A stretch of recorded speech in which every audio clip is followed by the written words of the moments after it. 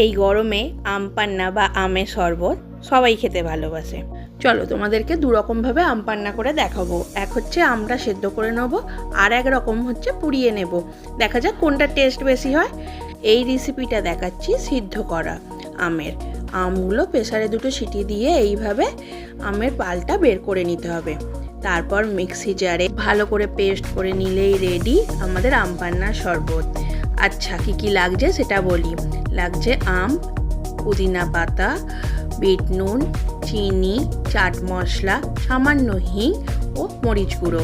চলো সব খাবারের মতো এটাও একটু সাজিয়ে গুজিয়ে পরিবেশন করা যাক। গ্লাসের মুখটায় অল্প একটু লেবুর রস লাগিয়ে নুন আর লঙ্কা গুঁড়ো এইভাবে লাগিয়ে নিয়েছি।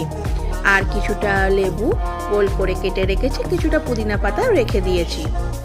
এবার গ্লাসের মধ্যে পুদিনা পাতা, লেবু আর একটু বিট নুন লঙ্কা গুঁড়ো দিয়ে আম পান্নাটা দিয়ে দিতে হবে। তারপর কিছুটা ঠান্ডা জল। দেখো তো খেয়ে কেমন লাগছে। এই যে তোমাদের কাছে এত সাজিয়ে গুছিয়ে পরিবেশন করলাম, পরিবেশন করাটা কেমন লাগলো সেটা জানাবে না? এই গরমে এই আম পান্না মন ঠান্ডা পেট ঠান্ডা সবই তো ঠান্ডা হলো। এবার আমার ভিডিওটা একটু লাইক শেয়ার কমেন্ট করে দিও। তোমরাও বাড়িতে আম পান্না করে খেও আর জানিও কিন্তু কেমন লাগলো।